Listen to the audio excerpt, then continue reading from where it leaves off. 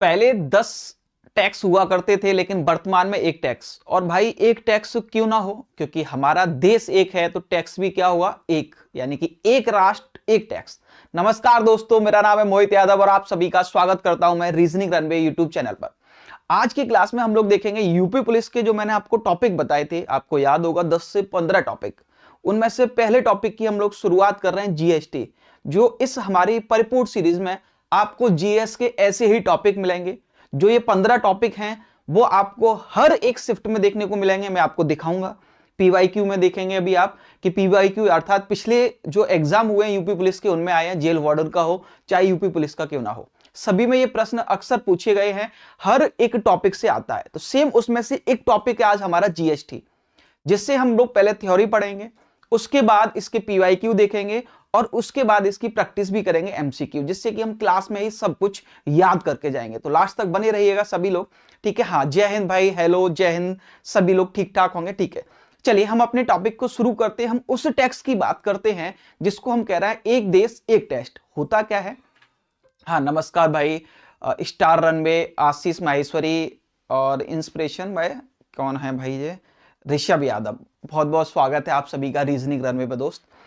चलिए आइए अब लोग हम देखते हैं सबसे पहले कि हम जैसे जीएसटी कह रहे हैं यानी कि गुड एंड सर्विस टैक्स, वो होता क्या है। उसके बाद उसका पूरा इतिहास जानेंगे हम लोग कि इसका इतिहास क्या है, अर्थात कहां से और किस तरह ये आया है, ठीक है।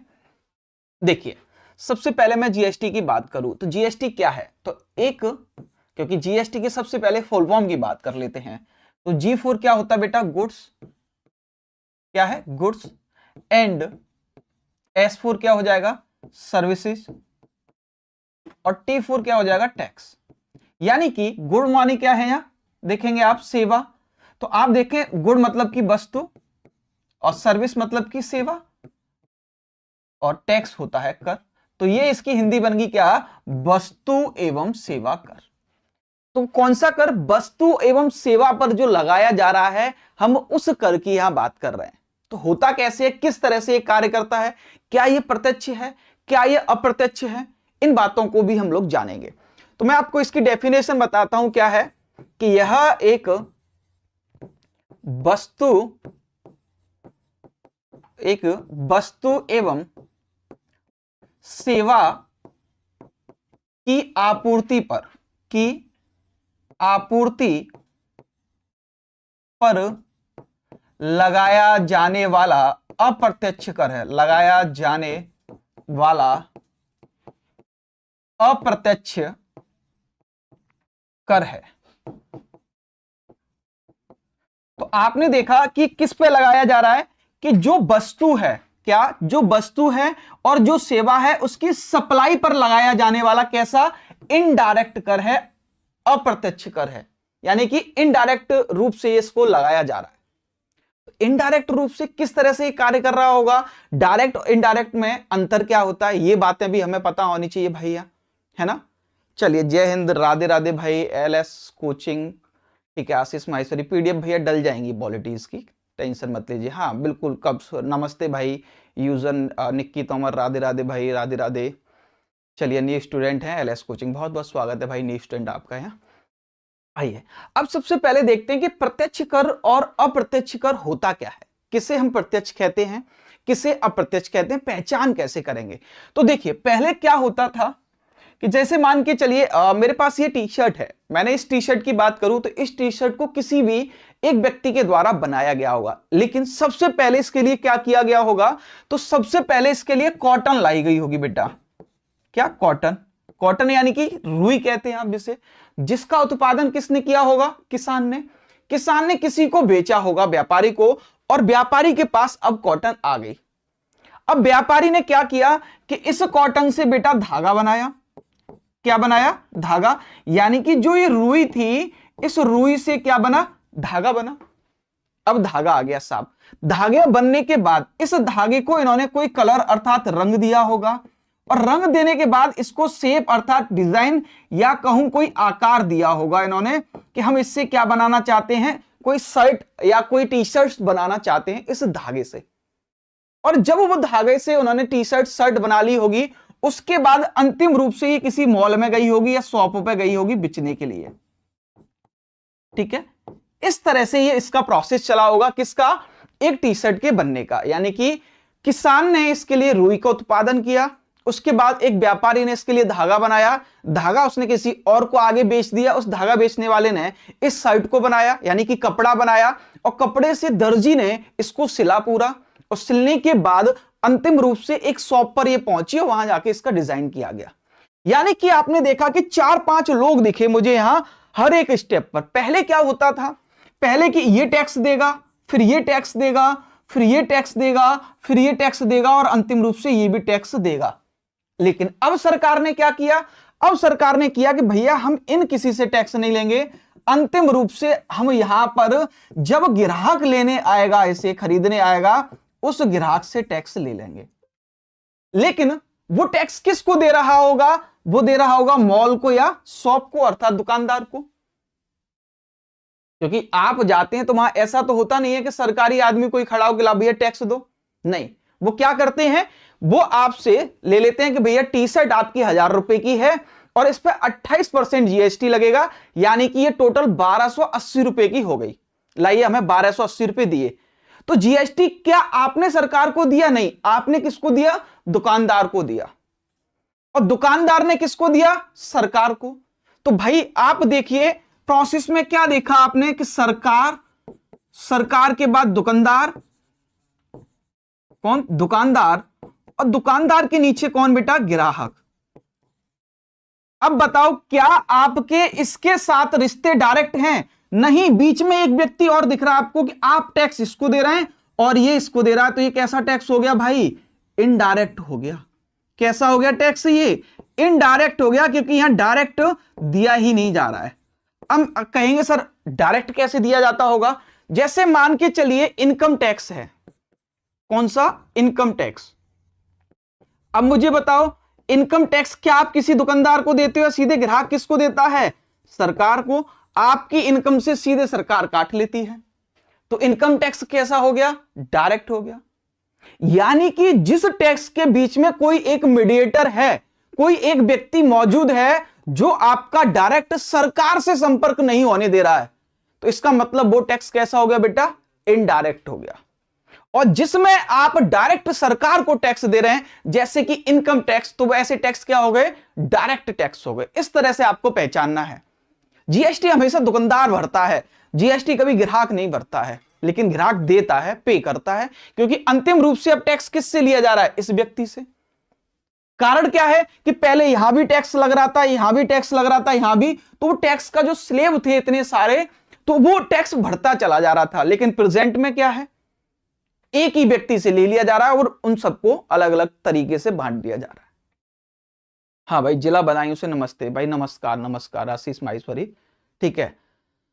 हाँ, एलएस कोचिंग इस टाइम पर क्लासेस डेली 1 से 3 चलती है, और 3 से 5 2 क्लासेस आपको डेली मिलेंगी यूपी पुलिस के लिए। सब्जेक्ट चेंज हो जाएंगे, कभी जीएस की होगी, तो कभी आपको रीजनिंग की मिलेगी, कभी आपको मैथ की मिलेगी, तो कभी आपको हिंदी की मिलेगी। 1 से 5 की टाइमिंग मिलेगी यूपी पुलिस के लिए आपको। और रात को 8 बजे आप देखेंगे यूपीएसआई का क्या है, ठीक है, ठीक है। और यूपीएसआई का देखेंगे आप, तो यूपीएसआई का रात को 8 बजे मॉक चलता है, ठीक है। ये हमारा शेड्यूल है पूरा रीजनिंग रनवे का, पर डे का है, ये डेली क्लासेस चलती हैं इस तरह से। आइए, तो ये समझ गए होंगे आप प्रत्यक्ष कैसे है, अप्रत्यक्ष कैसे है, इस तरह से इसको लिया जा रहा है। लेकिन बेटा इसका इतिहास क्या है, कहां से ये आया, ठीक है। तो अब आप ध्यान रखेंगे कैसा टैक्स हो गया, ये अप्रत्यक्ष कर हो गया है। अप्रत्यक्ष रूप से इसको लिया जाता है, किससे, ग्राहक से लिया जाता है, ठीक है। समझ गए सभी लोग यहां तक। चलिए अब मैं इसके इतिहास की बात करता हूं कि इसका इतिहास कहां से है, किस व्यक्ति ने, किस देश ने सबसे पहले इसको लाया, जहां से भारत ने अपनाया, उन सारी बातों को हम लोग यहां देखेंगे, ठीक है। तो देखिए सबसे पहले शुरुआत होती है बेटा 1954 में। किसमें, 1954 में सबसे पहले जीएसटी की शुरुआत होती है, और कहां से, फ्रांस से। यानी कि पहली ऐसी कंट्री पूरे विश्व में जो किसकी, वैट की अर्थात जीएसटी की बात कर रही है। तो फ्रांस से क्या, दुनिया का पहला देश, किसका, दुनिया का पहला देश जिसने किसकी, जिसने वैट अर्थात जीएसटी की शुरुआत की, जिसने वैट वैल्यू एडेड टैक्स अर्थात जीएसटी की शुरुआत की। ठीक है, तो ऐसा करने वाला फ्रांस पहला देश बन गया। तो अब आप कहेंगे कि सर क्या हमने भी फ्रांस से ही लिया है क्या इसको? नहीं, भारत ने फ्रांस से नहीं लिया है। भारत ने कहां से लिया है? भारत ने कनाडा के जीएसटी मॉडल से। ठीक है, तो जो भारत का जीएसटी है वो कनाडा के जीएसटी मॉडल पर आधारित है। और ऐसा करने वाला कौन सा देश बना? भारत।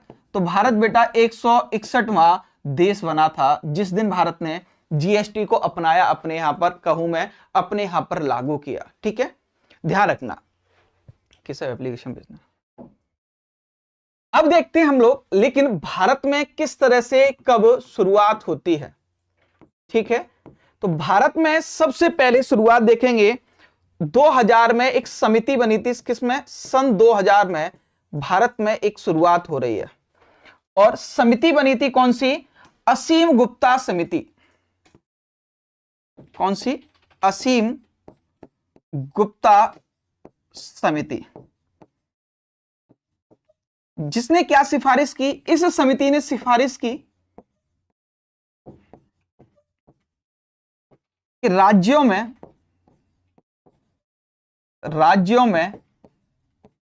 वैट लागू किया जाए। लागू नहीं हुआ, लागू किया जाए, बस इतनी इसने सिफारिश की है। क्या किया है? सिफारिश की है कि राज्यों में वैट को अर्थात वैल्यू एडेड टैक्स को लागू किया जाए। जैसे जो ये बीच में आपने पार्टीशन कर रखे हैं, उन पार्टीशन की बात कर रहा है कि वैल्यू एडेड टैक्स को लागू किया जाए हर एक राज्य में। इस बात को कौन कह रहा है? असीम गुप्ता समिति कह रही है। तो उन्होंने कहा ठीक है साहब। और आप देखेंगे आगे चलकर यही जो शुरुआत है, क्या आगे चलकर यही जो सिफारिश है, आगे चलकर यह जीएसटी का बेस बनेगा। क्या बनेगा? जीएसटी का बेस बनेगा ये आगे चलकर। ठीक है, उसके बाद हम आगे आते हैं तो कहां कहां किस तरह से चल रहा है। उसके बाद देखेंगे आप 2002 में इसी के लिए एक टास्क फोर्स आया, गठित किया गया टास्क फोर्स, जिसका नाम क्या था? केलकर टास्क फोर्स गठित। 2002 में इसे गठित किया गया, लेकिन 2003 में इसने अपनी रिपोर्ट दी। किसमें? 2003 में रिपोर्ट दी। ठीक है, कौन है अध्यक्ष इसके? विजय केलकर हैं। विजय केलकर के नाम पर ही इसको केलकर टास्क फोर्स कहा जा रहा है। इन्हीं की अध्यक्षता में इसको गठित किया गया था भाई, और उन्हीं के आधार पर अर्थात उन्हीं के नाम पर इसको रखा जा रहा है। तो इन्होंने भी सिफारिश की। जैसे आपने देखा कि असीम गुप्ता ने क्या कहा कि आप राज्यों में वैट लागू कीजिए, सेम इन्होंने भी यही इस तरह से सिफारिश कर रहे हैं। और इन्हीं की सिफारिश को माना जाता है, सबसे पहले इन्हीं की सिफारिश को कहा जाता है कि जीएसटी की सिफारिश करने वाले सबसे पहला समिति कौन सी थी? वो विजय केलकर थी। लेकिन विजय केलकर का नाम क्यों आया? ऐसी क्या सिफारिश कर दी इन्होंने सन 2000 में? और 2003 में इन्होंने अपनी रिपोर्ट दी। तो रिपोर्ट में क्या कहा? रिपोर्ट में बेटा इन्होंने जीएसटी के लिए कहा। क्या? जीएसटी के लिए कहा। ठीक है, क्या इन्होंने जीएसटी के लिए कहा अपनी रिपोर्ट में कि इनडायरेक्ट टैक्स को समाप्त करके, किसको? इनडायरेक्ट टैक्स को समाप्त करके सर्विसेज पर टैक्स लिया जाए। किस पर? सर्विसेज पर टैक्स लिया जाए। इन्होंने इस बात को कहा, यानी कि अब यहां से एक ऑफिशियल समिति कहूं मैं या ऑफिशियल सिफारिश हो गई, क्योंकि इस समिति की गठन करने वाले व्यक्ति कौन थे, किसकी कार्यकाल में? तो इस टाइम पर पीएम थे अटल बिहारी वाजपेयी। कौन? अटल बिहारी वाजपेयी पीएम थे, और उन्होंने ही इस सिफारिश को कहा, इस टास्क फोर्स का गठन किया विजय केलकर का, जो अक्सर आपके एग्जाम में पूछा जाता है कि किस टास्क फोर्स ने, किस समिति ने सबसे पहले जीएसटी की सिफारिश की। तो सबसे पहले इन्होंने कहा कि भैया इनडायरेक्ट टैक्स यानी वैट जो आपने लगा रखा है, लगाने की आप बात कर रहे हैं, उससे बढ़िया है आप सर्विसेज पर और गुड्स पर, सर्विसेज पर, दोनों पर, यानी वस्तु और सेवा दोनों पर आप टैक्स लगा सकते हैं। आप इन चीजों को समाप्त करिए, एक ही टैक्स ले आइए एक देश के लिए। इस समय प्रधानमंत्री कौन है? अटल बिहारी वाजपेयी, जिन्होंने इस समिति का गठन किया। तो इनकी बात को माना गया और इन्हीं की बात के आधार पर कुछ बदलाव हमने किए। क्या बदलाव किए? सन 2005 में, किसमें? सन 2005 में इन्होंने क्या किया? सन 2005 में हमने वैट लागू कर दिया। क्या कर दिया? वैट लागू कर दिया। सन 2005 में वैट भारत में लागू कर दिया गया। अब भारत में भैया वैट लागू हो गया, तो अब यहां से आप देख रहे हैं क्या कि जीएसटी की तैयारी शुरू हो रही है। किसकी? जीएसटी की तैयारी शुरू होगी भैया यहां से, क्योंकि भारत में अब वैट लागू कर दिया गया। और इसी तैयारी के आधार पर, या कहूं मैं वैट के आधार पर, सन 2006 में, किसमें? सन 2006 में तत्कालीन वित्त मंत्री थे भाई हमारे, तत्कालीन वित्त मंत्री थे पी चिदम्बरम। पी चिदम्बरम ने बजट भाषण में कहा, बजट भाषण में कहा कि 10 अप्रैल 2010 तक, सॉरी 1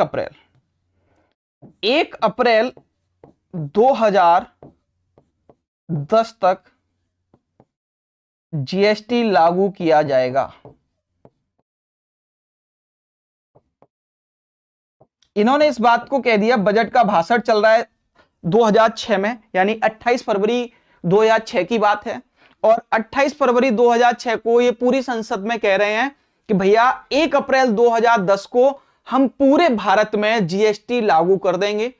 लेकिन चीजें ऐसी नहीं हो पाई। हाँ, जय हिंद भाई पारो, जय हिंद।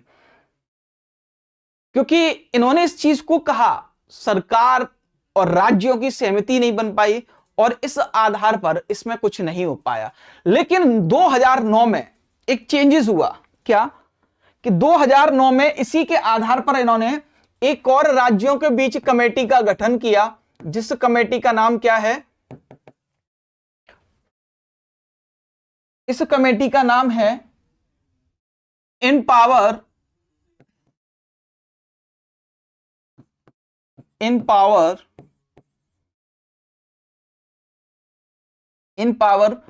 Committee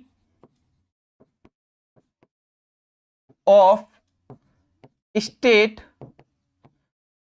finance ministers. इस कमेटी का गठन हुआ और इस कमेटी ने जीएसटी के प्रकार बताए भाई। क्या बताए? जीएसटी के प्रकार बताए इसने। इनपावर, ये इम्पावर होगा, ईएम, इम्पावर, ठीक है। जीएसटी के प्रकार बताए, और कितने प्रकार बताए इसने? 3 प्रकार बताए। एक कहा एसजीएसटी, एक कहा एसजीएसटी, एक कहा सीजीएसटी, और एक बताया इन्होंने आईजीएसटी। इन्होंने 3 बताए, यानी कि स्टेट के लिए, सेंटर के लिए और इंटीग्रेटेड यानी 2 राज्यों के बीच के लिए। इस तरह से इन्होंने 3 जीएसटी के प्रकार बताए इस कमेटी ने, भाई याद रखना। लेकिन अभी हमारे यहां कितने प्रकार हैं? 4।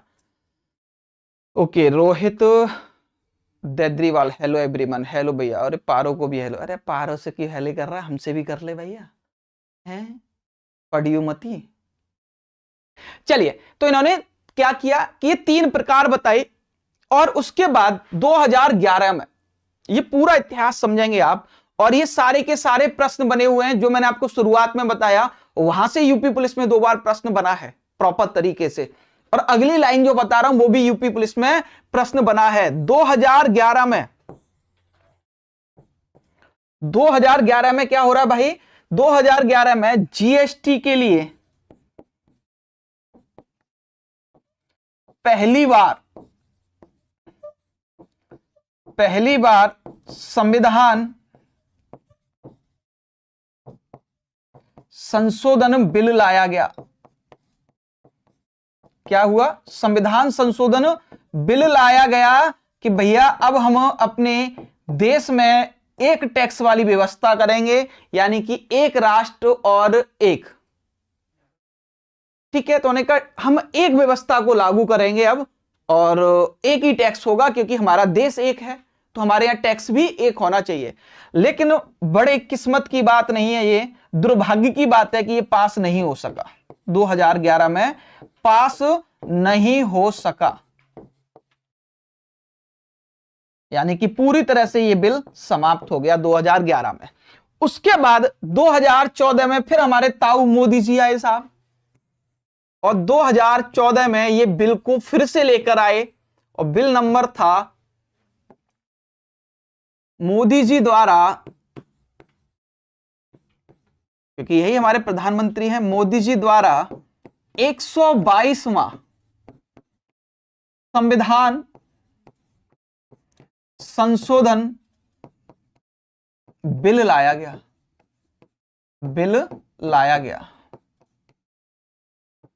तो 2014 में मोदी जी इसको लेकर आए, और यह बिल सबसे पहले देखेंगे आप तो मई 2015 में, किसमें, मई 2015 में लोकसभा में पास हो गया। किसमें, लोकसभा में पास, यानी कि जब इसे मोदी जी लेके आए तो सभी लोगों ने इसको पास कर दिया इसको, क्योंकि उनके पास बहुमत था।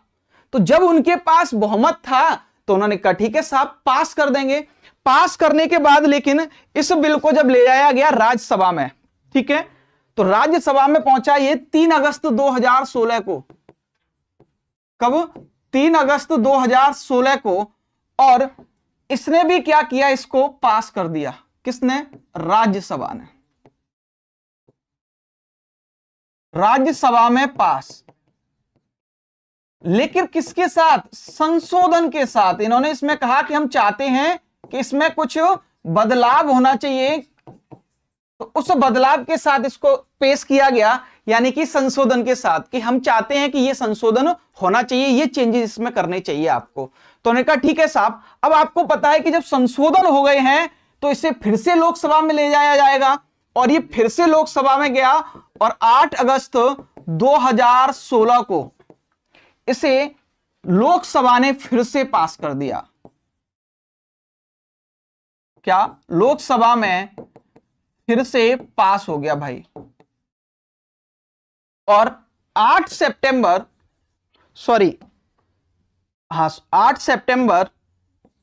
2016, यानी फिक्स 1 महीने बाद, तत्कालीन राष्ट्रपति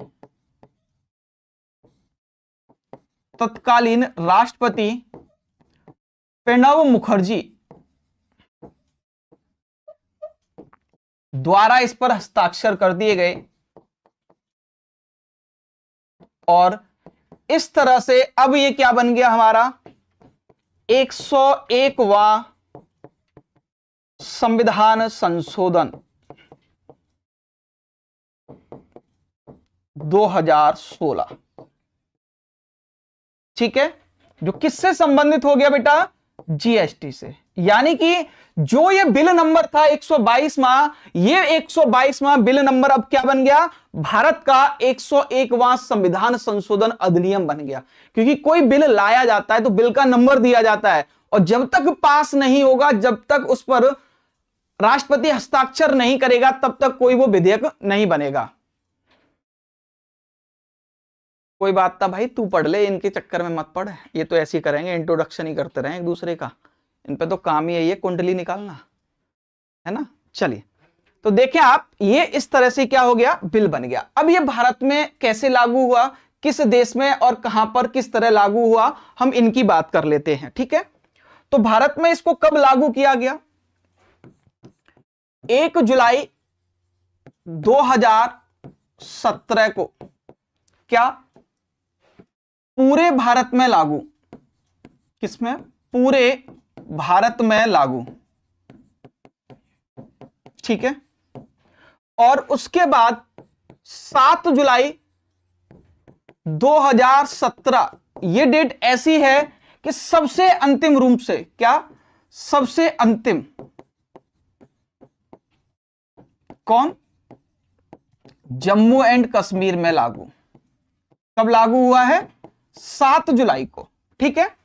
अब लेकिन आपसे पूछा जाए कि सबसे पहले किस राज्य ने लागू किया, और मैं अक्सर सुनता हूं कि सबसे पहले कहते हैं भाई कि सबसे पहले लागू किया। अक्सर आपने भी पढ़ा होगा कि असम ने सबसे पहले लागू किया। भाई असम ने लागू नहीं किया, असम ने अनुमति दी थी, क्योंकि उसमें सभी राज्यों की अनुमति आवश्यक थी।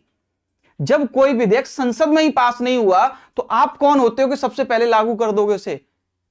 संसद में 8 सितंबर 2016 को राष्ट्रपति हस्ताक्षर कर रहा है और पूरे भारत में 1 जुलाई 2017 को लागू हो रहा है, तो आपने सबसे पहले कैसे कर दिया भाई। जब आपके पापा कोई चीज लेकर ही नहीं आए, आप कैसे सबसे पहले लेके आ जाओगे भाई। आपको जब तक वो पैसा नहीं देंगे तब तक बाइक कैसे आ जाएगी। और यहां बात क्या की जा रही है कि असम सबसे पहले लागू करने वाला राज्य बना, नहीं, सबसे पहले अनुमति देने वाला राज्य बना है असम। इस बात को याद रखना, ठीक है। तो क्या सबसे पहला राज्य, क्या सबसे पहला राज्य, और इसने अनुमोदन दिया है, ठीक है। तो क्या लिख देंगे यहां, अनुमति। और कौन सा राज्य है, असम। किस डेट को, 12 अगस्त 2016 को इसने अनुमति दी है, क्योंकि यहां इसके यहां क्या लागू था, बैट। उसके बाद दूसरा राज्य पूछा जाए आपसे, दूसरा राज्य जिसने अनुमोदन दिया जीएसटी का, अनुमति दी अपने यहां से, तो वो अनुमोदन और अनुमति वाला दूसरा राज्य है, वो है बिहार। कौन सा, बिहार। किस डेट को, 16 अगस्त 2016 को बेटा, ठीक है। तो इस तरह से याद रखना कि सबसे अंतिम कौन कर रहा है, सबसे अंतिम में जम्मू कश्मीर कर रहा है, और सबसे पहले अनुमति की बात की जा रही है तब असम है। लेकिन अक्सर प्रश्न यही पूछा जाता है कि सबसे पहले लागू करने वाला राज्य कौन सा है। तो वो प्रश्न बनाने वाले भी लोग ऐसे हैं और आंसर देने वाले भी ऐसे हैं और अक्सर कुछ पढ़ाने वाले भी ऐसे ही है, ठीक है। चलिए, अब ये जो बिल हुआ, इस बिल ने हमारे जो मैं कहूं संविधान में किस तरह के चेंजेस किए, इससे हमारे संविधान में क्या क्या जोड़ा, तो हम उनकी बात कर लेते हैं। आइए, 101वां संविधान संशोधन 2016 से क्या क्या जोड़ा गया हमारे संविधान में। तो एक आर्टिकल जोड़ा गया, कौन सा, 246A। कौन सा आर्टिकल है बेटा, 246A। दूसरा आर्टिकल है 269A और तीसरा है 279A, यानी कि 3 ये आर्टिकल अलग अलग तरीके से जोड़े गए। इसमें क्या कहा गया, 246 में कहा गया संसद को, इसको संसद को CGST यानी सेंटर जीएसटी एवं IGST लगाने का अधिकार होगा, लगाने का अधिकार। IGST का मतलब क्या होता है, इंटीग्रेटेड, क्या, इंटीग्रेटेड जीएसटी, यानी कि 2 राज्यों के बीच में जब भी कोई टैक्स लगेगा तो उसे सेंटर वसूलेगा, लेकिन बांट देगा राज्य में और खुद में, दोनों में। ऐसे टैक्स को हम IGST कहते हैं। यानी कि जैसे मान के चलिए कोई वस्तु है, वो वस्तु यूपी में बनी और बिक रही है बिहार में जाके, तो उस पर जो टैक्स लगेगा वो टैक्स क्या कहलाएगा, IGST कहलाएगा, ठीक है। और सेंटर का, तो सेंटर का पता ही है आपको, जैसे हर राज्य में जितना लगता है उसका 50% सेंटर का, 50% SGST यानी राज्य का होता है। 269 क्या कहता है, 269 कहता है कि केंद्र द्वारा किसके? केंद्र द्वारा वसूला गया कर, केंद्र द्वारा वसूला गया कर राज्यों को भी, कर में राज्यों का भी हिस्सा होगा। ठीक है, क्या होगा? राज्यों का भी हिस्सा होगा। और 279 में क्या दिया है? जीएसटी परिषद की बात की है। किसकी? जीएसटी परिषद। ठीक है, किसकी? जीएसटी परिषद की 279 में। यानी कि 3 ये आर्टिकल हैं जो किससे? 101 में संविधान संशोधन 2016 से जोड़े गए हैं। ठीक है, आगे आइए, जीएसटी की विशेषताएं देखते हैं कि इनकी क्या क्या विशेषताएं हैं। तो देखेंगे आप, जीएसटी लागू होने से भारत में एक समान कर व्यवस्था बनी, जिससे देशव्यापी एकीकृत बाजार का निर्माण हुआ। कैसी? एक समान कर व्यवस्था, यानी कि हर जगह पर अब एक ही टैक्स लागू होता है, तो देश में कहीं ना कहीं एकीकृत हो गया है। क्या हो गया है? एकीकृत हो गया है। एक जगह पर जो टैक्स लग रहा है, दूसरी जगह पर सेम वही टैक्स है। तो अब टैक्स का हमें बदलाव नहीं देखना पड़ेगा कि यहां ये टैक्स क्यों लग रहा है, इतना टैक्स क्यों लग रहा है, वहां क्यों नहीं लग रहा है। तो इस तरह की सारी बातों को यहां से खत्म कर दिया गया, सारे टैक्सेस को। कुल मिलाकर 17 टैक्स खत्म किए गए। मैं अभी आपको बताऊंगा वो 17 टैक्स कौन कौन से थे, किस पर अभी जीएसटी नहीं लगता है, उनकी भी बात करेंगे। ठीक है, उसके बाद इनपुट टैक्स क्रेडिट, यानी जीएसटी में इनपुट टैक्स क्रेडिट आईटीसी की व्यवस्था है, जिससे व्यापार और उद्योग दोनों इनपुट में भरे कर को कम करके लाभ के रूप में सेट ऑफ कर सकते हो आप। ठीक है, कर पर कर हटाया गया, यानी कि जीएसटी से कर पर कर की समस्या क्या हो गई? अब समाप्त। जो मैंने आपको धागा रुई का उदाहरण दिया कि टैक्स के ऊपर टैक्स, टैक्स के ऊपर टैक्स, टैक्स के ऊपर टैक्स लग रहा था, वो समाप्त। अब अप्रत्यक्ष कर की जटिलता भी कम हो गई, यानी कि अंतिम रूप से आपको एक ही कर देना है, उसकी यह बात कर रहा है। बाकी सारे टैक्सेस उसने हटा दिए। देश भर में एक समान कर, पहले जहां हर राज्य में अलग अलग वैट और सेवा कर थे, अब ये सभी जीएसटी में क्या हो गए? शामिल हो गए। जो अलग अलग वैट थे, सेवा कर थे, सब समाप्त हो गए। अब मात्र एक टैक्स आ गया, जिसको हम कह रहे हैं जीएसटी। ठीक है, आइए जीएसटी के प्रकार। तो जीएसटी के प्रकार कितने होते हैं बेटा? तो जीएसटी के 4 प्रकार हैं। कितने? 4 प्रकार हैं जीएसटी के। सीजीएसटी, एसजीएसटी, आईजीएसटी और यूटी। यानी कि C4 क्या है? केंद्र सरकार का। किसके द्वारा लगाया जा रहा है? केंद्र सरकार के द्वारा। ठीक है, एसजीएसटी राज्य सरकार के द्वारा, राज्य को मिलेगा ये। ठीक है, आईजीएसटी दोनों के मध्य बट जाएगा, किसमें? केंद्र में और राज्य में। ठीक है, केंद्र प्लस राज्य। यानी कि कैसे लगता है? ये कहां लगता है? तो ये वहां लगता है जहां वस्तु का उत्पादन हुआ हो और बेची कहीं और जा रही हो। जैसे कि उत्पादन कहीं और हुआ है, किसी और राज्य में, अलग राज्य में। ठीक है, और इसे बेचा किसी और राज्य में जा रहा है।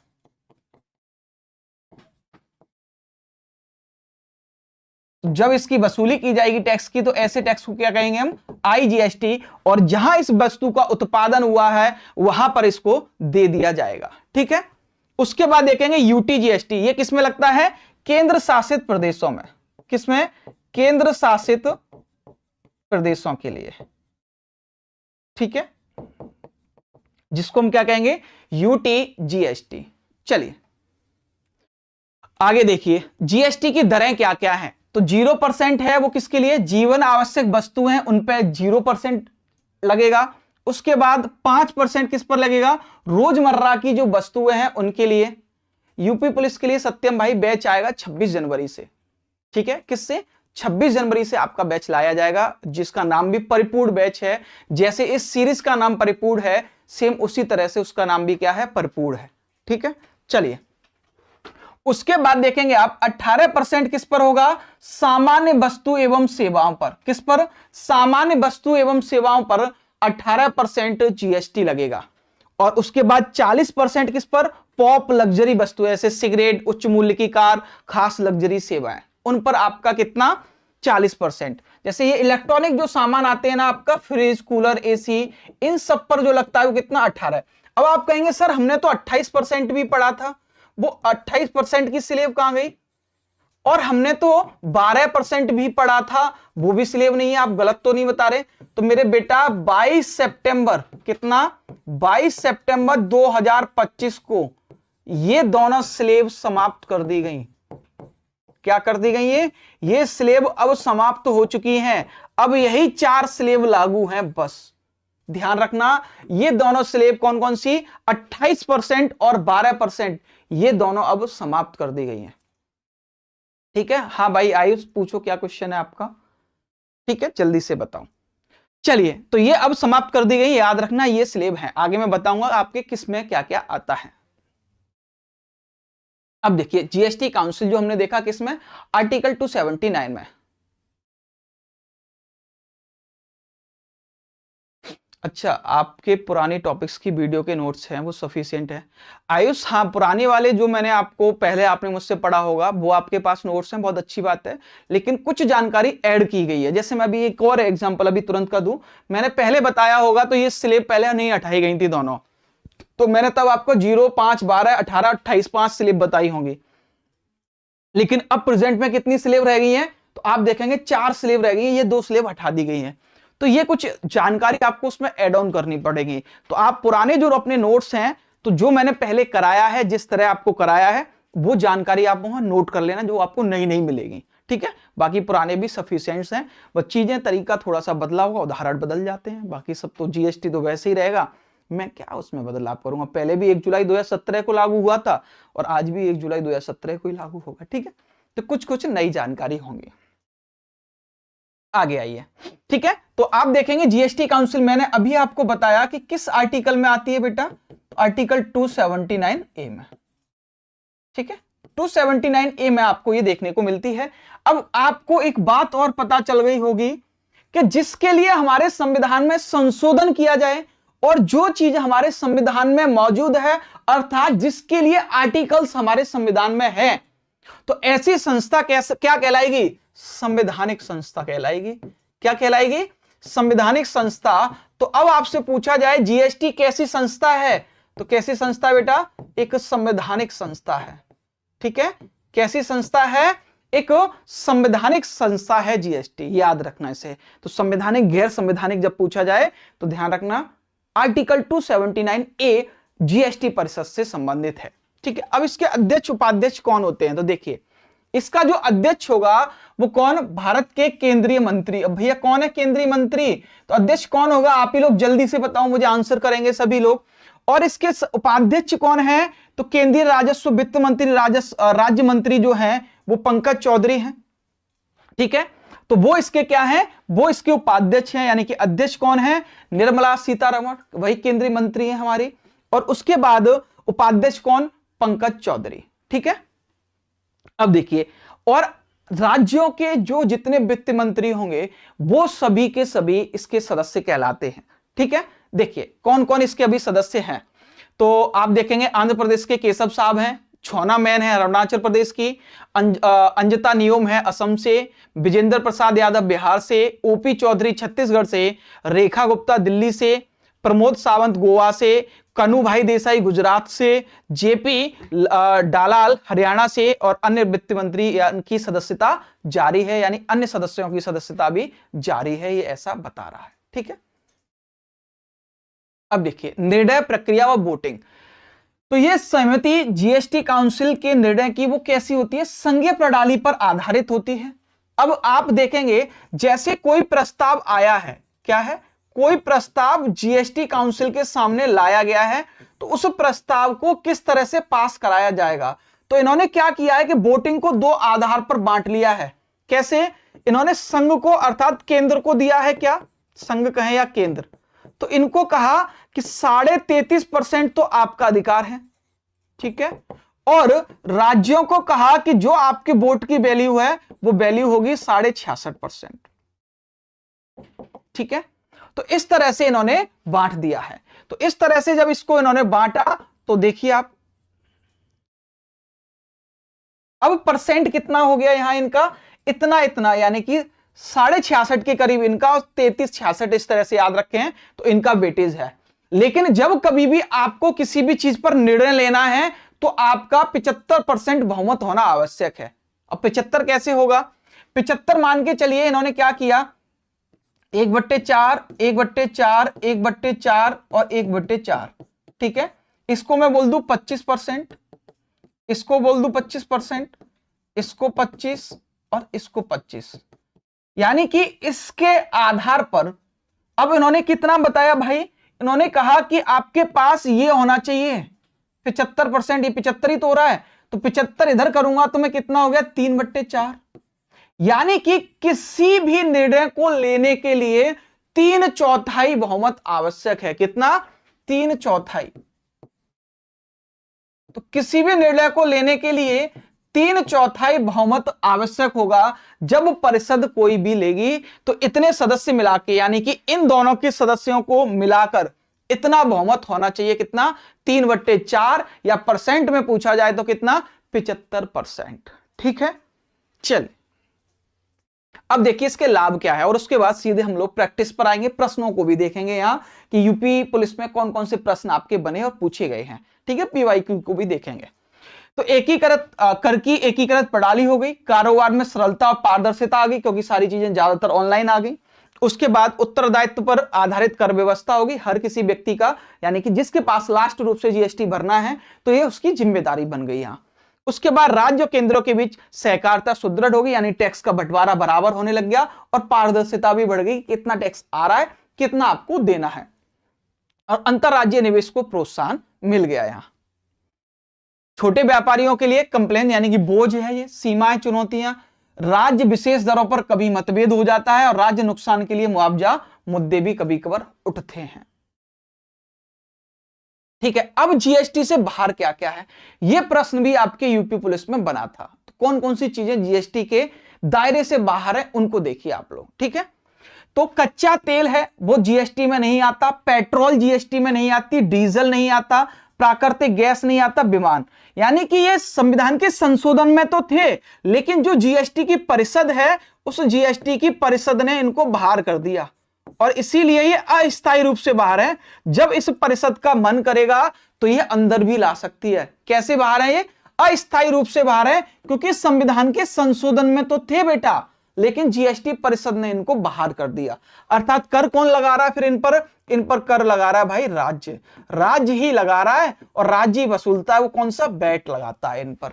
ठीक है, तो वैल्यू एडिड टैक्स राज्य लगाता है और राज्य ही वसूलता है इन प्रोडक्ट्स पर। ठीक है, उसके बाद देखें आगे और किस पर नहीं है? शराब। कौन सी शराब? जो मानव के उपभोग के लिए है, यानी कि मनुष्य जो अपने उपभोग के लिए लेता है, पीने के लिए। ऐसा नहीं है कि अल्कोहल का प्रयोग दवाई में किया जा रहा है, तो यदि दवाई में किया जा रहा है तो आपको उस पर टैक्स देना पड़ेगा, लेकिन आप अपने पीने के लिए शाम को लेके आ रहे हैं तो इसको टैक्स से बाहर किया गया, लेकिन इस पर राज्य लगाता है क्या? वैट। इसी वजह से आप लोग देखेंगे कि यूपी में सरकार का जो शराब का रेट है वो अलग है, हरियाणा में शराब का जो रेट है वो अलग है, हर एक राज्य में शराब का रेट अलग अलग दिया हुआ है। उसकी वजह यही है, इसी की वजह से अलग अलग रेट हैं कि यूपी वाले देखा हुआ हरियाणा लेने जाते हैं क्योंकि सस्ता है, वहां वैट लगाता है राज्य, तो दर प्रकार अलग अलग है टैक्सेस के। ठीक है, लाइट यानी बिजली का जो उत्पादन होगा, जो वितरण होगा, सप्लाई और उपभोग यानी कि जो यूज किया जाएगा वो भी जीएसटी से बाहर है। वो भी कौन लगाता है? राज्य लगाता है। क्या? वैट। इसीलिए आप देखेंगे कि यूपी की बिजली महंगी है कि दिल्ली की सस्ती है, सरकारें छूट दे रही हैं, वो सारे रीजन इसी की वजह से हैं। ठीक है, उसके बाद अचल संपत्ति भी इससे बाहर है, यानी कि रेडी टू मूव मकान है वो जीएसटी में नहीं आएंगे बेचने के लिए, और खाली जमीन की जो बिक्री की जा रही है वो नहीं आएगा। लेकिन किसी मकान को बनाया जा रहा है तो उसके लिए जो प्रोडक्शन के लिए पैसा लग रहा है, प्रोडक्शन के लिए जो माल आ रहा है, वो सब कुछ जीएसटी के दायरे में आएगा। तो जो मकान बनता है वो जीएसटी के दायरे में आ जाता है, लेकिन रेडी टू मूव और खाली जमीन जो है वो जीएसटी में नहीं आती, यानी अचल संपत्ति। अचल संपत्ति मतलब ऐसी संपत्ति जिसको मूव ना किया जा सके, जो एक जगह से दूसरी जगह उठ के नहीं जा सकती हो, जैसे मकान, प्लॉट, ये क्या है? अचल संपत्ति है। ठीक है, अब देखिए कुछ स्थानीय निकाय सेवाएं, पंचायत और नगर पालिका के द्वारा दी जाने वाली कुछ बुनियादी सेवाएं, जैसे जल की आपूर्ति की जा रही हो, स्वच्छता की बात की जा रही हो, तो इन पर भी जीएसटी नहीं लगेगा। ठीक है, जीएसटी शराब उपभोग, पेट्रोलियम उत्पाद, बिजली और अचल संपत्ति पर लागू नहीं होता, ये ध्यान रखना। ठीक है, चलिए किन किन करों की जगह ली, तो देखें यहां जीएसटी लागू होने से भारत में अलग अलग केंद्रीय राजस्व कर थे, इन्हें समाहित कर लिया गया पहले। अब कौन कौन से हैं देखो, इन करों की जगह ली है। मैं आपको बताऊं केंद्र सरकार के कितने टैक्स हैं, केंद्र सरकार के 8 टैक्स, सॉरी कितने, 8 टैक्स तो केंद्र सरकार के लिए इसने, और राज्य सरकार के 9 टैक्स। यानी कि जीएसटी में आपसे पूछा जाए कि टोटल कितने टैक्स समाहित हो गए, तो टोटल 17 कर समाहित हुए। कितने, टोटल 17 कर जीएसटी में बेटा समाहित हो गए।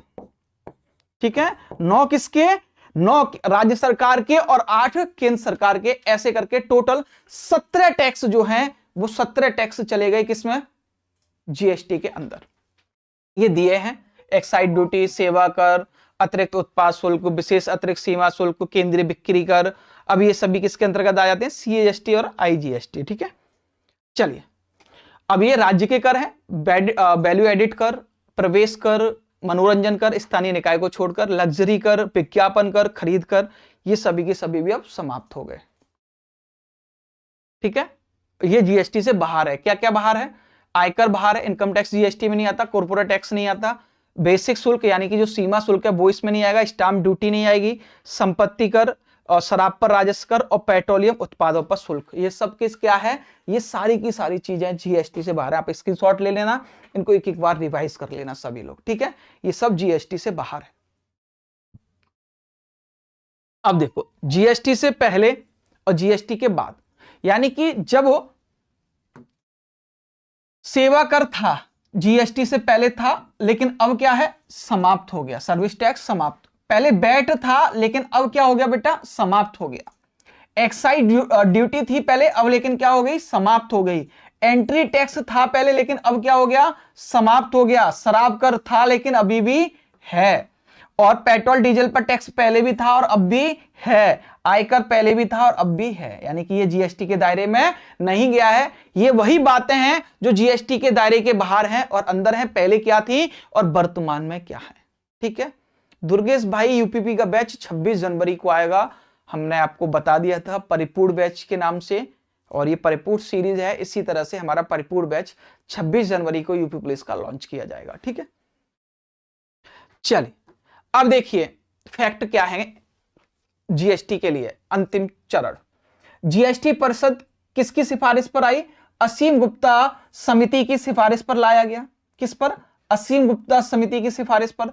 अच्छा, जो इसकी बैठक है किसकी, परिषद की, तो जो परिषद की बैठक है वो उस बैठक के लिए कम से कम कितने सदस्य होना मौजूद है, अर्थात जरूरी है। तो जब तक परिषद के 50% सदस्य नहीं होंगे तब तक परिषद की बैठक चालू नहीं होगी, इस बात को ध्यान रखना। जीएसटी का संग्रहालय कहां है, गोवा में जो बिल्डिंग है, कौन सी, ब्लू बिल्डिंग। ठीक है, उसमें इसका संग्रहालय है, जो कब बना, 2022 में। ठीक है, नेशनल एंटी प्रॉफिटेरिंग अथॉरिटी के पहले अध्यक्ष कौन थे, बद्री नारायण शर्मा। अरविंद सुब्रमण्यम समिति किससे संबंधित है, जीएसटी से बेटा। जीएसटीआईएन क्या होता है, good and service tax identification number, जिसकी डिजिट पूछी जाए आपसे कि डिजिट कितनी होती हैं, तो बेटा ये 15 डिजिट का होता है। किसका, 15 डिजिट का एक यूनिक कोड होता है, ये एक यूनिक कोड, कितनी डिजिट का, 15 डिजिट का। ठीक है, और जीएसटी कानून में कितने तरह के रिटर्न हैं, तो 22 तरह के रिटर्न इसके अंतर्गत भरे जा सकते हैं। ठीक है, आगे आओ, अब देखते हैं प्रश्न जो हमारे एग्जाम में आए हुए थे, किस तरह से आए, क्या क्या पूछा गया। तो देखिए, जीएसटी के लिए संविधान संशोधन के परिणाम स्वरूप संविधान में निम्नलिखित में से कौन सा अनुच्छेद डाला गया। ठीक है, तो आपने देखा कि कौन कौन से डाले गए भाई, 269, 246 और 270A। तो कौन सा भैया सही हो गया इसमें हमारा, 246A। कब आया, जेल वार्डर में आया था 2020 में।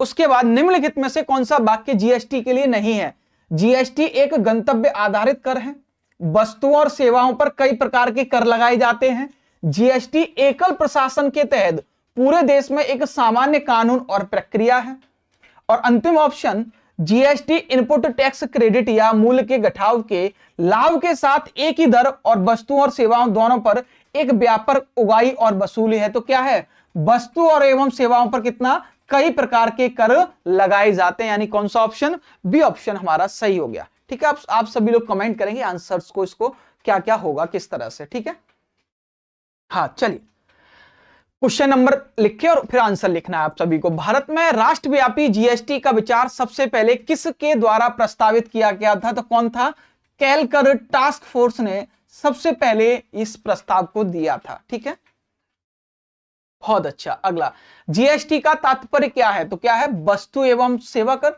यानी गुड एवं सर्विसेज टैक्स। केंद्रीय और राज्य करों को जटिल जाल की जगह जीएसटी कानून किस वर्ष लाया गया, तो किस वर्ष लाया गया, 2017 में। किसमें, 2017 में। भारत में व्यवसायों के लिए सेवाओं हेतु जीएसटी पंजीकरण के लिए थ्रेशोल्ड लिमिट सीमा क्या है, तो देखिए इसमें 3 सीमाएं हैं, 10 लाख भी है बेटा, 20 लाख भी है और 40 लाख भी है। 3 अलग अलग सीमाएं हैं, जैसा जैसा व्यापारी का बिजनेस चलता है उस तरह से। तो आप देखेंगे कि ये ऑप्शन भी ठीक है इसमें और ये ऑप्शन भी ठीक है, 40 है नहीं लेकिन वो भी ठीक हो जाता, तो यहां दोनों ऑप्शन सही होंगे। कौन सा, बोथ ए एंड डी, इतना, बोथ ए एंड डी। ठीक है, चलिए जीएसटी के ब्रांड एम्बेसडर के रूप में कौन चुना गया है, तो सबसे पहले अमिताभ बच्चन को चुना गया, लेकिन प्रेजेंट में पूछा जाए तो प्रेजेंट में भी यही उनकी लिस्ट में आते हैं। अभी तक हमने अपने जो ब्रांड एम्बेसडर हैं जीएसटी, वो ना कोई चेंजेस हुआ है, ना कोई ऐसा ऑफिशियल वक्तव्य आया है कि नया ब्रांड एम्बेसडर कौन है, तो इसीलिए हम किसको मान के चलेंगे, अमिताभ बच्चन को, क्योंकि प्रश्न पिछले साल 2024 का था, 2 साल पहले का, लेकिन प्रेजेंट स्थिति भी अभी तक यही बनी हुई है। अगला प्रश्न, दूध उत्पाद, ब्रेड आदि आवश्यक वस्तुओं पर जीएसटी दर क्या है, तो देखिए इसका अब अलग है, प्रेजेंट स्थिति क्या है, प्रश्न ये आया था आपके एग्जाम में, लेकिन देखेंगे प्रेजेंट में दूध इससे बाहर है बेटा, क्या है, दूध को इससे बाहर कर दिया गया है। चाहे पैकिंग की बात की जाए चाहे किसी की सारी चीजें जो टेट्रा पैक आते हैं वो टेट्रा पैक भी इससे बाहर हैं, कोई भी जीएसटी में नहीं आता। लेकिन ब्रेड की बात करूं, अब ब्रेड देखेंगे आप, रोटी को भी ब्रेड कहा जाता है, पराठे को भी ब्रेड कहा जाता है। तो इन्होंने क्या किया कि जो पैकिंग वाली सुविधाएं हैं, जो पैकिंग वाले फूड हैं, उनको तो रख दिया इसमें। जो पैकिंग वाले फूड यानी कि ब्रेड है वो इसके अंतर्गत आएगा, लेकिन रोटी पराठा वगैरह इससे सब बाहर है। क्या है, रोटी पराठा ऐसी चीजें सब जीएसटी से बाहर है। कोई भी रेस्टोरेंट पे जाएंगे आप तो वो कभी भी इन चीजों पर जीएसटी नहीं लगाएगा, केवल पैकिंग वाले फूड की बात करेगा। कितने दायरे में, 5%। ठीक है, तो 5% उन पर लगाया जाएगा, लेकिन पैकिंग फूड पर इससे बाहर रखा गया है। सॉरी, जो रोटी पराठे वगैरह वो बाहर रखे, पैकिंग फूड अर्थात ब्रेड वगैरह, सैंडविच वगैरह, वो सारी चीजें इसके अंतर्गत आ जाती हैं। ठीक है, भारत के जीएसटी मॉडल में संरचना यानी स्ट्रक्चर की बात की जाए तो कितनी संख्या है, तो कितनी संख्या भाई, 4। देखा आपने, एसजीएसटी, सीजीएसटी, आईजीएसटी और यूटीजीएसटी। ठीक है, भारत में मोबाइल फोन पर जीएसटी दर क्या है, तो मोबाइल का पूछा जा रहा है बेटा कि मोबाइल पर कितना % जीएसटी लगता है, तो मोबाइल पर कितना % जीएसटी है, 18%। मोबाइल पर कोई चेंजेस नहीं हुआ अभी। लेकिन व्हाइट गुड्स पर लगाई जाने वाली उच्चतम जीएसटी दर क्या है। अब व्हाइट गुड्स क्या होता है, सबसे पहले तो ये किसे कहते हैं, तो जैसे बेटा एसी है, कूलर है, ठीक है, टीवी है, ये जो सारी वस्तुएं हैं वो सारी वस्तुएं व्हाइट गुड्स के अंतर्गत आती हैं। इन पर पहले 28% जीएसटी लगता था, लेकिन अब आपको पता है कि 28% की स्लैब ही हटा दी जीएसटी में से, अब कितने % आ गई, 18%। तो आप देखेंगे, इसीलिए आपको पता हो कि अभी बोला गया था कि भैया टीवी सस्ते हो गए, एसी सस्ते हो गए, तो वो सारी वस्तुएं कैसे सस्ती हुई, इसी वजह से, क्योंकि 28 से सीधे जीएसटी कितना हो गया इन पर, 18%। तो अब वर्तमान में कितना लगता है, 18%। लेकिन बेटा जब आपका प्रश्न ये आया था, ये आपके एग्जाम में जब आया था, तब ये आंसर 28% था, लेकिन वर्तमान में अभी आंसर आपका बदल गया और कितना हो गया, 18% हो गया है। ठीक है, तो ध्यान रखना अब इसे। आईजीएसटी में आई का मतलब क्या है, तो मैंने आपको पहले ही बताया अभी, क्या, इंटीग्रेटेड गुड्स एवं सर्विसेज टैक्स। ठीक है, जीएसटी को उपभोग आधारित कर कहे जाने का मुख्य कारण क्या है? किसको? जीएसटी को उपभोग आधारित कर कहे जाने का कारण क्या है?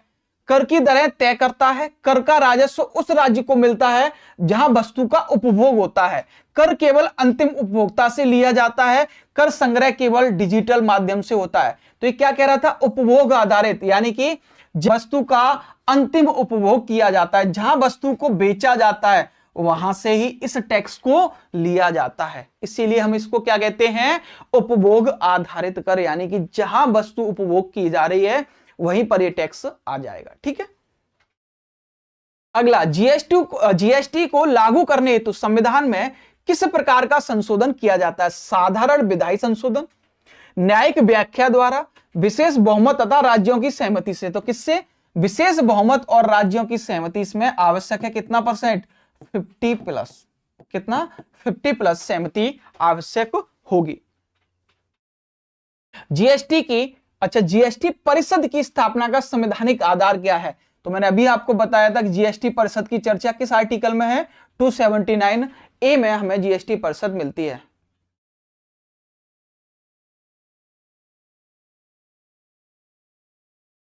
आयुष, मुझे पहला वाला नाम बता दो। कौन सा नाम पूछ रही भैया रिंकी? चलिए, जीएसटी परिषद में निर्णय पारित होने के लिए आवश्यक बहुमत कितना आवश्यक है? साधारण बहुमत, 2/3 बहुमत, 3/4। तो मैंने अभी आपको बताया था जोड़ जोड़ कर बेटा 1/4, 1/4, 1/4। तो नीचे का तो कॉमन 4 ही रहेगा, लेकिन ऊपर कितना जुड़ गया? ये 3/4। तो क्या हो गया? 3/4। तो 3/4 जब तक बहुमत नहीं होगा तब तक कोई भी निर्णय पास नहीं होगा। किसमें? जीएसटी परिषद में। ठीक है। निम्न में से कौन सा कर जीएसटी में समाहित नहीं किया गया? सेवा कर, मूल्य वर्धित कर, आयकर या मनोरंजन कर। तो आपको पता है कि टैक्सेस में आयकर आप डायरेक्ट भरते हैं और एक कैसा कर है? एक डायरेक्ट टैक्स है, तो इसको इसमें समाहित नहीं किया गया है। मानव उपभोग हेतु शराब को जीएसटी से बाहर रखने का कारण क्या है? तो भाई जब राज्य से कर ले रहे हैं तो बात भी किसके हित की जाएगी? राज्यों के राजस्व के हित की बात की जाएगी। तो यानी कौन सा ऑप्शन? सी ऑप्शन एकदम सही हो जाता है। ठीक है। पेट्रोलियम उत्पादों को जीएसटी से बाहर रखने की व्यवस्था किस प्रकार की है?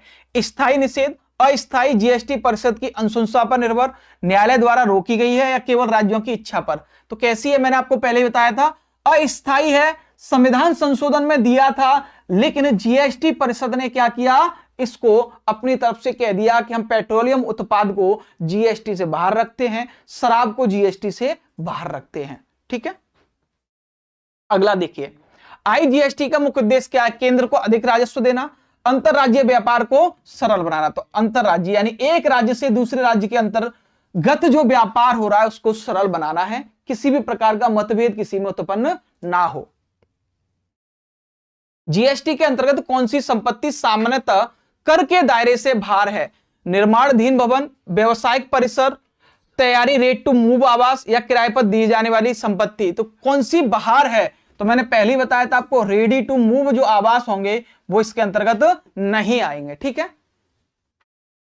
जीएसटी को सहकारी संघवाद का उदाहरण क्यों माना जाता है? क्योंकि केंद्र सभी निर्णय लेता है, क्योंकि राज्यों को कर लगाने का अधिकार नहीं है, क्योंकि केंद्र और राज्य संयुक्त रूप से निर्णय लेते हैं, क्योंकि केवल राज्य इसका संचालन करते हैं। तो आपको पता है कि दोनों रूप से संघवाद का मतलब क्या है?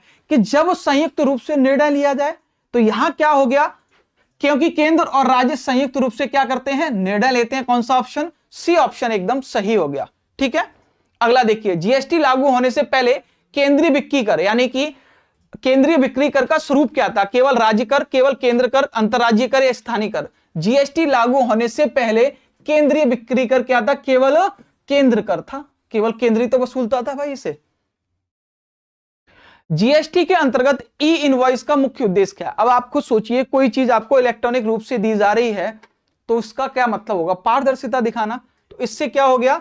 व्यापार नहीं होगा, कर चोरी को रोकना होगा और जिससे कि पारदर्शिता बची रहे, है ना। जीएसटी में कर चोरी रोकने हेतु कौन सी प्रणाली विशेष रूप से महत्वपूर्ण है? कंपोजिशन स्कीम, ई बिल प्रणाली, जीएसटी मुआवजा उपकर, शून्य कर स्लैब। तो कौन सी ई वे जो बिल प्रणाली है वो सबसे ज्यादा महत्वपूर्ण है। ठीक है। जीएसटी परिषद के अध्यक्ष कौन होते हैं? तो आपको पता है केंद्रीय वित्त मंत्री भाई। कौन? केंद्रीय वित्त मंत्री। जीएसटी मुआवजा उपकर का मुख्य उद्देश्य क्या है? केंद्र का घाटा पूरा करना, राज्यों के संभावित राजस्व नुकसान की भरपाई, उपभोक्ता की कीमतें कम करना और निर्यात बढ़ाना। तो क्या है? राज्यों की संभावित राजस्व नुकसान की भरपाई करने के लिए इसे लाया गया। जीएसटी के अंतर्गत बिजली को बाहर रखने का मुख्य कारण क्या है? सेवा नहीं है, राज्यों का राजस्व महत्वपूर्ण स्रोत है, केंद्र के नियंत्रण में नहीं है या अप्रत्यक्ष कर है। तो क्या है ये? राज्यों के राजस्व का महत्वपूर्ण स्रोत है। जीएसटी को भारत में अप्रत्यक्ष सुधारों का मील का पत्थर क्यों कहा जाता है? क्योंकि इससे कर समाप्त हो गए, क्योंकि इससे कर आधार संकुचित हुआ, क्योंकि इसने बिखरे कर ढांचे को एकीकृत किया और इससे केवल केंद्र को लाभ हुआ नहीं। बहुत अच्छी बात है कि इसने क्या किया? बिखरे हुए कर के ढांचे को, यानी कि जैसे आपने देखा हो झाड़ू की सीखें अलग अलग बिखर जाती हैं, उन सबको इसने क्या कर दिया? इकट्ठा कर दिया। इसकी पीडीएफ आपको हमारा जो टेलीग्राम है रीजनिंग रनवे उस पर मिल जाएगी और उसका लिंक डिस्क्रिप्शन में दिया है, वहां से आप ले लेना। ठीक है, अंतिम प्रश्न देखिए, निम्न कथनों पर विचार कीजिए। जीएसटी परिषद एक संवैधानिक निकाय है, जीएसटी परिषद के निर्णय न्यायालयों पर बाध्यकारी होते हैं। सही प्रश्न क्या है? तो एक संवैधानिक निकाय है क्योंकि इसके लिए एक आर्टिकल दिया है, कौन सा? 279 सही है, लेकिन इसके निर्णय न्यायालय पे कैसे बाध्यकारी हो जाएंगे? नहीं होंगे। इसका मतलब कौन सा सही हो गया? केवल ए ऑप्शन एकदम सही हो जाता है। ठीक है, तो ये था हमारा जीएसटी का पूरा टॉपिक जो हमने कवर किया। आशा करता हूं सभी को मस्त और समझ आया होगा। ठीक है, इस क्लास को हम लोग यहीं समाप्त करते हैं, बाकी मिलेंगे नेक्स्ट क्लास में। Thank you all of you. नमस्ते, राम राम।